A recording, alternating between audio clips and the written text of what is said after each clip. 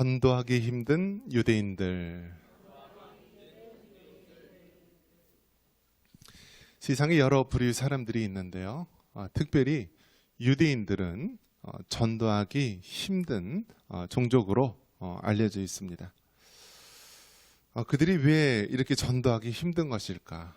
그들은요, 혈통적 선민 사상에 사로잡혀 있습니다.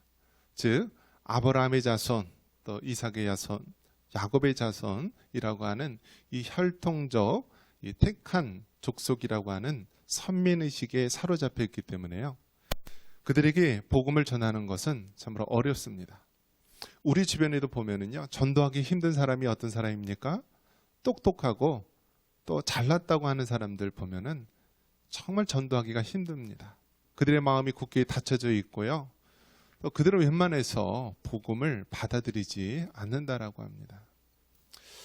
또 사람의 이 주기별로 봐도요, 이 젊었을 때는 예수님을 전하고 복음을 전해도 안 믿습니다.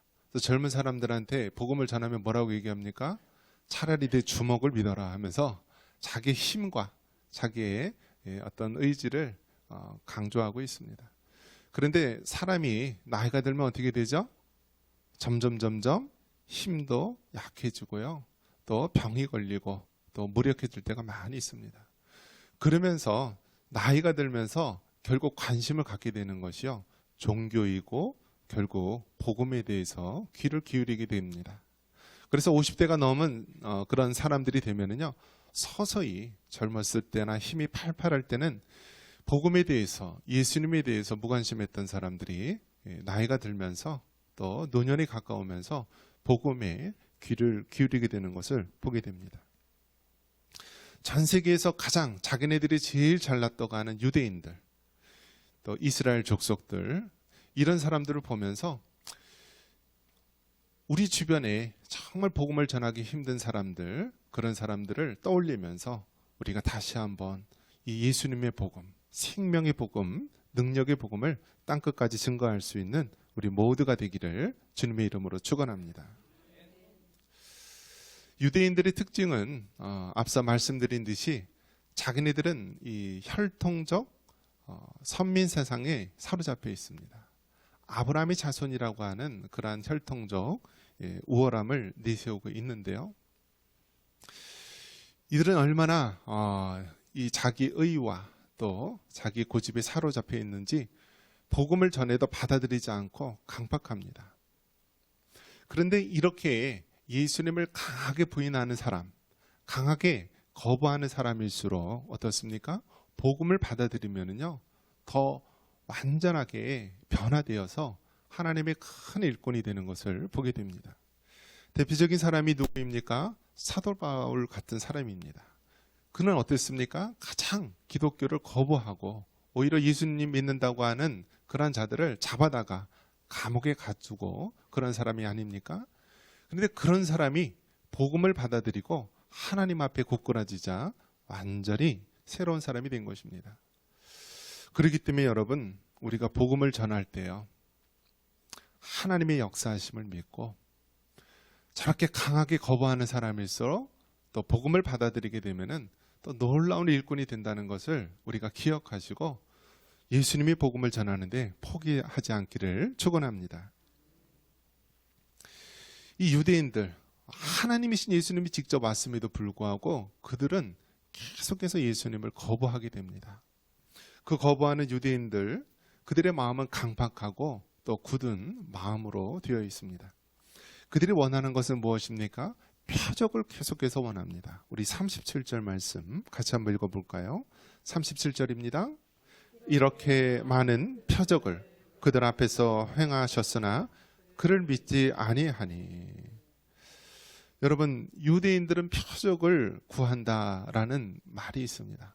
그만큼 표적을 원하는데, 이 표적이 무엇이냐면 미라큘러스 사인, 즉 아주 굉장한 놀라운 그런 사인이 있는 표적을 원하는 것입니다.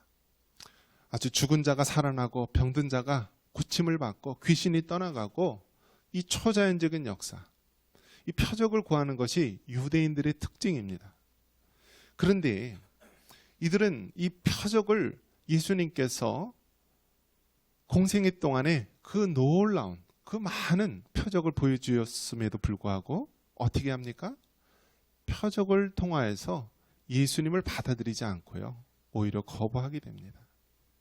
유대인들의 그 마음속에서는 예수님을 철저하게 거부하고 또 배척합니다. 왜 그렇습니까? 그들이 생각하기에 갈릴리 나사렛에 선한 것이 날 수 없다고 생각했기 때문입니다. 오늘날로 따진다면은 출생지가 형편없기 때문에 거기서 하나님의 메시아가 나올 리가 없다라고 아예 선을 그어버린 것입니다. 그렇기 때문에 이 예수님을 배척하고요, 또 예수님의 직업 자체가 거친 직업, 목수로서 또 손에는 굳은 살이 배기고 또 험한 일을 했던 그러한 모습이었기 때문에 그 당시 유대 사회의 지도층이었던 바리새인들과 또 대제사장 또 장로들은 이 예수님을 메시아로 받아들일 수 없었던 것입니다. 그렇기 때문에 아무리 놀라운 표적과 이적을 보인다 할지라도요, 예수님을 믿는 것이 아닙니다. 그래서 여러분, 예수님을 믿는다는 것은 전적인 하나님의 은혜로 믿는 것임을 믿으시기 바랍니다.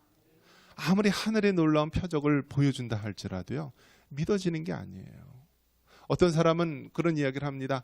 하늘의 놀라운 이적, 하늘의 놀라운 표적을 하나님께서 보여주시면 이렇게 힘들게 전도하지 않아도 많은 사람이 믿을 텐데 왜 그런 일을 안 하실까?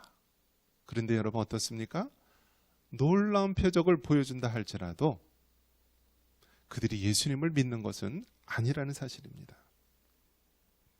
고린도전서 1장 22절에 우리 한번 같이 한번 읽어볼까요? 유대인은 표적을 구하고 헬라인은 지혜를 찾으나. 유대인들은 말 그대로 표적을 구하는 것입니다. 그들은 눈에 보이는 표적, 초자연적인 역사, 하늘이 갈라지고 땅이 갈라지며 놀라운 이적들을 원하지만요, 이 유대인들의 특성은 이 표적을 구한다라는 것입니다.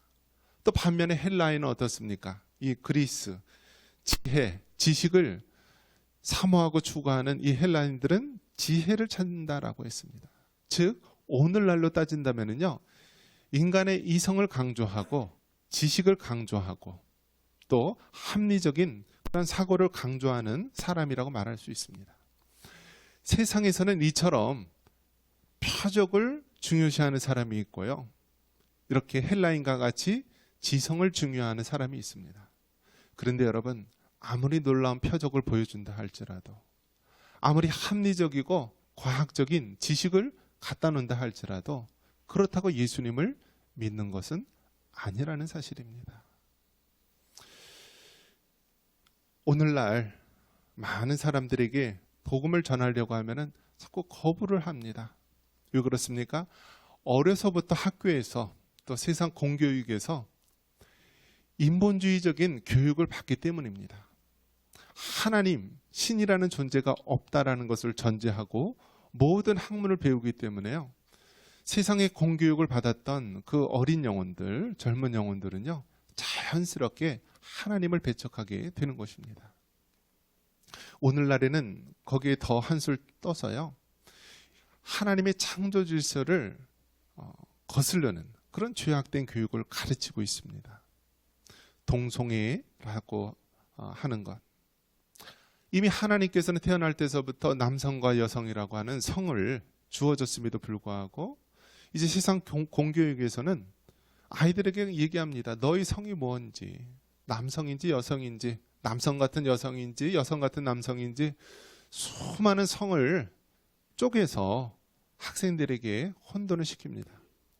그래서 여러분, 성에 대한 이야기를 할 때요, 우리 기독교인의 입장은 양성평등을 얘기하는 것입니다. 즉 남성과 여성의 평등을 얘기하는 것이지 일반 성평등을 얘기하는 것은요, 그것은 동성애를 지지하는 세상에 50여 가지, 수십 가지의 성을 모두 인정하는 것이 되는 것입니다. 그래서 여러분, 매스컴이나 이런 뉴스에서 봤을 때 성평등이라고 했을 때는 그것은 세상적인, 세속적인 동성애를 지지하고 있는 그런 개념이고요, 우리 그리스도인들은요, 이 성평등이 아니라 양성평등, 즉 남성과 여성을 인정하는 평등을 우리가 이야기해야 됩니다. 이처럼 세상에는요, 헬라인이 지혜를 추구하는 것처럼 오늘날 많은 젊은이들에게 인간의 인본주의, 또 과학, 만능주의, 황금 만능주의를 가리키는 것입니다. 그렇기 때문에 여러분, 전도하는 것이 너무너무 힘들어지고 어려워진 것입니다. 이것이 바로 우리가 처한 현실입니다. 전도하기 힘든 유대인들이지만 오늘날 젊은이들, 우리 자녀들을 보면은 정말 전도하기 힘든 영혼임을 우리는 알아야 되는 것입니다. 자, 유대인들, 또 그들의 특징을 보면은요, 그들은 그들의 눈과 그들의 마음의 문이 닫혀 있다라고 이야기하고 있습니다. 우리 40절 말씀 같이 한번 읽어보겠습니다. 40절입니다. 그들의 눈을 멀게 하시고 그들의 마음을 완고하게 하셨으니 이는 그들로 하여금 눈으로 보고 마음으로 깨닫고 돌이켜 내게 고침을 받지 못하게 하려 함이라 하였음이더라. 아멘. 그들의 눈을 멀게 하고요, 그들의 마음을 완고하게 했다라고 합니다. 즉 가장 전도하기 힘든 유대인들, 복음을 거부하고 있는 유대인들의 특징은 무엇이냐면 그들의 눈이 닫히고요, 마음이 닫혔다라는 것입니다. 우리 주변에도 보면은요, 복음을 거부하는 사람들의 특징을 보면은 그들의 영의 눈이 닫힌 것입니다. 여러분 어떻습니까? 우리가 살아가는 이 세상에 보면은 육신의 눈으로 보이는 것만 있는 것이 아니라 영적인 세계가 있다라는 거예요. 영적인 세계. 그래서 예수님을 믿는 사람은 육적인 존재뿐만이 아니라 영적인 것이 있음을 믿고요, 영적인 세계에 눈이 뜨인 것입니다. 그래서 예수님을 믿는 사람은 영적인 것을 깨닫고 눈에 보이지 않는 하나님, 영이신 하나님을 믿는 자들입니다. 하지만 세상에 있는 많은 사람들은 어떻습니까? 육신의 눈으로 보이는 것만 믿으려 하고 받으려 하고 있는 것입니다. 여러분, 육신의 눈으로 본다면 이 세상에 있는 우리가 숨을 쉴 수 있는 공기, 이 산소라는 것이 눈에 보이지가 않습니다. 그런데 어느 순간에 우리가 이 공기가 있고 없음을 깨달을 수 있게 되죠. 물에 빠지거나 숨을 쉴 수 없는 그런 상황 속에 놓이게 되면은요, 이 공기가 있다는 것, 이 공기가 얼마나 소중하다는 것을 깨닫게 됩니다. 우리 삶 속에서도 마찬가지입니다. 늘 눈에 보이는 것, 육적인 것, 손으로 만질 수 있는 것만 진실되다고 주장하던 사람들이요, 삶의 큰 어려움을 당하게 되고요, 이 세상에 있는 모든 육적인 것, 물질적인 것을 다 잃어버리고 빈손이 되었을 때요, 그 육의 눈이 이제 뜨여서요, 영적인 세계에 관심을 가질 수 있게 되는 것입니다. 그런 면에서 여러분, 아직도 주변에서 예수님을 거부하고 안 믿는 자들이 있다면 우리는 어떻게 기도해야 됩니까? 하나님, 저들의 육의 눈이 이제는 뜨여서 영적인 세계를 바라볼 수 있는 믿음의 눈을 허락하여 주옵소서. 하나님, 그렇게 예수님을 거부하고 교회를 핍박하는 저들의 그 닫힌 마음이 이제는 주님 안에서 활짝 열리게 하옵소서라고 우리는 기도해야 되는 것입니다. 아무리 우리가 눈에 보이는 표적, 불치의 질병을 치유하고 놀라운 하늘의 이적을 보인다 할지라도 그들의 영의 눈이 뜨이지 않는다면, 닫힌 마음의 문이 열리지 않는다면 예수님을 믿을 수 없게 되는 것입니다.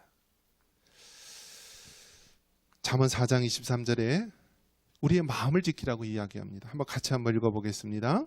모든 지킬 만한 것 중에 더욱 네 마음을 지키라. 생명의 근원이 이에서 남이니라. 아멘. 여러분, 우리가 정말 지켜야 될 것이 많이 있지만 무엇보다도 우리의 마음을 지켜야 되는 것입니다. 왜요? 이 마음을 지켜야 되는데 그 이유는 마음을 지킬 때 그 생명의 근원이 우리에게 있기 때문입니다. 세상적인 이 세속주의적인 사고방식은요, 사람의 영혼을 부정하고 마음의 존재를 부정합니다. 과거에는요, 예수님을 믿지 않는 세상 사람들도요, 마음이 있다라는 것을 다 느끼고 생각합니다. 그런데 이제 요즘 세속주의적인 이 세상에서는요, 마음의 존재를 인정하지 않고 사람이 생각하고 또 모든 감정을 느끼는 것이 이 뇌, 머리의 화학적인 반응, 이 인간의 어떤 그런 세속적인 모습으로 변화되었습니다. 그렇기 때문에 마음의 존재를 믿지 않고요, 강박한 모습으로 살아가게 됩니다. 그런데 여러분 어떻습니까? 마음을 지키지 못하는 자는요, 결국 모든 것을 잃어버리게 됩니다. 예수님을 믿는 자는 그 마음 속에 우리 예수님을 모시고 우리 성령님이 내주하시기 때문에요, 마음을 지키고 생명의 근원을 지키는 자들입니다. 그렇기 때문에 마음을 지킬 때 어떻게 됩니까? 마음이 건강해야 육신이 건강할 수가 있고요, 우리 삶이 건강한 삶을 살아갈 수가 있는 것입니다. 그런데 마음이 흔들리면은요, 우리 삶의 모든 것들이 다 함께 흔들리게 되는 것입니다. 이 마음이 병들었는데요, 아무리 육신적인 것으로 우리가 치장을 하고 감추려 할지라도 그것은 점점 더 문제를 심각하게 만들 뿐입니다. 과거에는 성형수술을 하면은 여성들의 전유물로 여겼다라고 합니다. 그래서 여성들이 이렇게 성형수술을 많이 하는데 요즘에는 어떤 일이 벌어지냐면요, 남성들이 성형수술을 하는 시대가 되었습니다. 그래서 여름에 보면은 남성들이 휴가 갔다 오면은요, 다른 사람이 되어갖고 온다라고 합니다. 이렇게 싹 뜯어 고쳐가지고요. 그런데 여러분, 이제는 화장품도 어떻습니까? 여성들 화장품만 많이 팔리는 것이 아니라 남성들 화장품도 많이 팔린대요. 그냥 과거에는 로션 하나로 면도하고 발랐으면 끝나는데요, 이제는 우리나라 사람들 남성들이요, 여성들처럼 복잡하게 1단계, 2단계, 3단계 화장을 한다라고 합니다. 그래서 서양에서 바라보는 우리 한국 남성들, 특히 연예인들 보면은 화장하는 남자들이라는 그런 인상을 깊게 준다라고 합니다. 왜 그렇습니까? 왜 얼굴에 치장하고, 왜 몸에 치장하고, 왜 겉모습이 치장합니까? 그것은 마음이 건강하지 않기 때문에 그런 것입니다. 마음이 병들었기 때문에요, 이 아픈 마음, 병든 마음을 감추기 위해서 자꾸만 겉으로 치장하고 꾸미는 것입니다. 그런 면에서 봤을 때 여러분, 마음을 지킬 수 있기를 바랍니다. 왜 그렇습니까? 생명의 근원이 우리 마음에 있기 때문에 그런 것입니다. 아무리 이 세상에 어렵고 힘든 일이 있다 할지라도요, 마음을 예수님 안에서 굳건하게 지킨 사람은요, 어떤 환난과 풍파가 올지라도 그것을 이겨낼 수 있는 힘이 있습니다. 하지만 마음이 병들고 마음이 약한 사람은요, 아무리 겉으로 화려하게 꾸몄다 할지라도 한순간에 무너지게 됩니다. 마치 모리 위에 지은 집과 같이요, 풍파가 오고 홍수가 밀려 들어오게 되면 그 자리에서 무너지게 되는 것입니다. 그런 면에서 여러분, 우리들의 그 영의 눈이 뜨일 수 있기를 바랍니다. 마음의 눈이 활짝 열릴 수 있기를 바랍니다. 그래야 해서 그 구원의 예수님을 우리가 믿음으로 영접할 수 있는 하나님의 백성이 되기를 축원합니다. 마지막으로 복음을 전하기 힘든 유대인들의 특징은 무엇입니까? 그들은 사람의 영광을 하나님의 영광보다 더 사모했다라고 말합니다. 43절 같이 한번 읽겠습니다. 43절입니다. 그들은 사람의 영광을 하나님의 영광보다 더 사랑하였더라. 아멘. 복음을 전하기 힘든 사람들, 복음을 계속해서 거부하는 사람들을 보면은요, 그들의 근본적인 모습이 무엇이냐면 하나님의 영광보다 사람의 영광을 더 사랑한 자들입니다.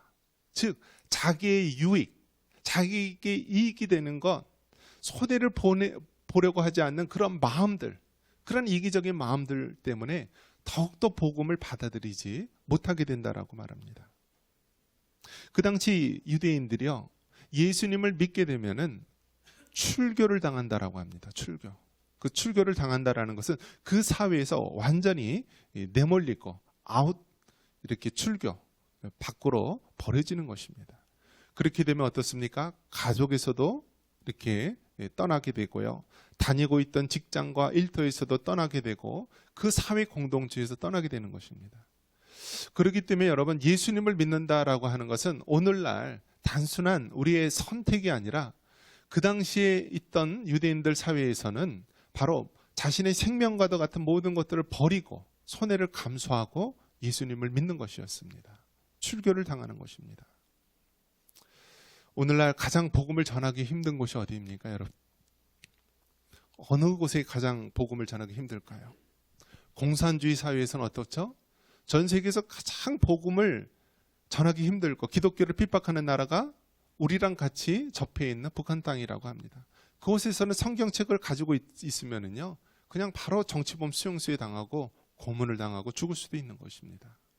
많은 예수님 믿는 사람들, 그런 사람들이 다 이제는 씨가 마르고 죽게 됩니다. 그래도 명맥을 이루는 것은 무엇입니까? 지하교회 성도들, 은밀하게 복음을 믿는 사람들입니다.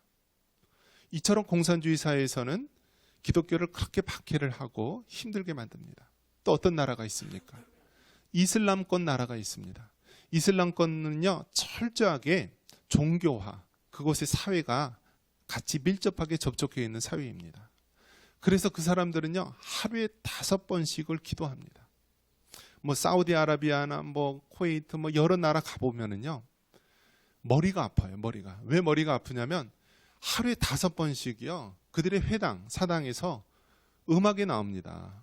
그들의 주문과 같은 그러한 기도 소리 같은 그러한 응얼거리는 그런 소리가 마이크 방송을 통하여서 계속 나옵니다. 그런 이슬람 사회에서 복음을 믿는다라고 하는 것은 마치 출교를 당하는 것처럼 그들 사회에서 생명을 잃을 수도 있는 그런 극도의 위험한 가운데 복음을 믿는 것입니다. 그들의 특징을 보면은 결국 사람의 영광을 구할 것이냐, 하나님의 영광을 구할 것이냐. 끝까지 사람의 영광을 구하려고 하는 사람은 복음을 받아들이지 말고 거부하게 되는 것입니다.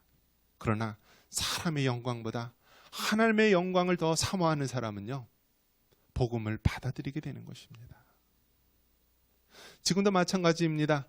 이슬람권, 공산주의권뿐만이 아니라 이 유대 사회라든지 어느 쪽 모든 사회에서 보면은요, 복음을 전하기 어려운 사람들이 있습니다. 그들의 특징은 무엇이냐면 사람의 영광을 하나님의 영광보다 더 사모하기 때문에 그런 것입니다. 그러기 때문에 여러분, 예수님을 믿는다라고 하는 것은 사람의 영광보다 하나님의 영광을 구하는 것임을 믿으시기 바랍니다. 손해를 받더라도, 내가 어떠한 해를 받을지라도 끝까지 하나님, 끝까지 예수님, 하나님의 영광을 구할 수 있기를 바랍니다. 복음을 전하는 것은 단순하게 우리의 삶의 한 부분을 선택하는 것이 아니라 우리의 온 삶이 사느냐 죽느냐, 그러한 삶의 중대한 결정 속에서 선택을 내리는 것입니다. 여러분, 사람의 영광이 아닌 하나님의 영광을 구할 수 있는 여러분 되시기를 바랍니다. 이사야 43장 21절에 이 백성은 내가 나를 위하여 지었나니 나의 찬송을 하게 하려 함이라고 말합니다. 여러분, 하나님이 우리를 지으신 목적도, 하나님이 우리를 주님의 자녀로 택하신 목적도 다 하나님을 찬양하고 하나님께 영광을 돌리기 위함입니다. 여러분, 우리나라의 복음화율이 얼마나 될 거라고 생각하십니까? 우리나라 총 인구가 5천만 명이죠. 과거에는 예수님 믿는 사람을요, 인구의 10%다, 뭐 20%다, 뭐 굉장히 많은 수까지 올라간 적이 있었습니다. 1,000만 명이 예수님을 믿는다, 1,200만 명이 예수님을 믿는다. 그런데 지금은 다 어떻게 됐습니까? 유럽의 교회와 같이 이제는 정말 교회가요, 노인들 몇몇이 지키고 있는 그러한 교회로 우리나라가 급격하게 위축되어 있지는 않습니까? 우리 연천의 인구가 몇 명이죠? 4만 2천여 명이 된다라고 합니다. 그러면 4만 2천 명 중에서 10%만 예수님을 믿으면 몇 명이죠? 4,200명이 바로 기독교인이 될 것입니다. 그런데 여러분, 실질적으로 4,200명 기독교인이 됩니까? 연천에 90여 교회가 있는데요, 정말 이 4천여 명의 그리스도인들이 있습니까? 그렇지 않잖아요. 대부분이 다 미약한 교회, 대부분이 다 미자립 교회, 대부분이 다 노인들 몇 명이 겨우 교회를 유지하고 있는 교회 아닙니까? 이러한 것을 봤을 때요, 연천 땅이 복음화되어야만 소망이 있는 줄 믿습니다. 왜 전 세계에서 우리나라가 자살률이 제일 높고요, 우리나라 이 경기도에서 왜 연천이 자살률이 가장 높습니까? 그 이유는 단 하나, 복음화가 되지 않기 때문에 그런 것입니다. 많은 사람들이 예수님을 받아들이지 않기 때문에 그런 것입니다. 많은 영혼들이 전도하기 힘든 유대인들처럼요, 그들의 영의 눈이 닫히고 마음의 눈이 닫혔기 때문에 그들이 복음화율이 되지 않고요, 자살률이 전국에서 가장 높은 지역 중에 하나로 꼽히게 되는 것입니다. 여러분, 왜 하나님께서 우리를 이곳에 보내셨습니까? 왜 하나님께서 아직도 나에게 생명을 주시고 하나님께서 왜 나에게 오늘도 예수님 믿는 자로 이 자리에 서게 하십니까? 그것은 바로 이 연천 땅에 죽어가는 영혼들, 마치 전도하기 힘든 유대인들과 같이 그 영의 눈이 닫히고 마음의 눈이 닫힌 그들에게 예수님의 복음을 전하기 위해서 우리를 부르신 것은 아닙니까? 우리의 생명이 있는 동안, 우리가 살아있는 동안에 이 땅에 그 강팍한 영혼들, 어둠 속에 죽어가는 영혼들에게 생명의 예수님을 전할 수 있는 우리 모두가 되기를 주님의 이름으로 축원합니다.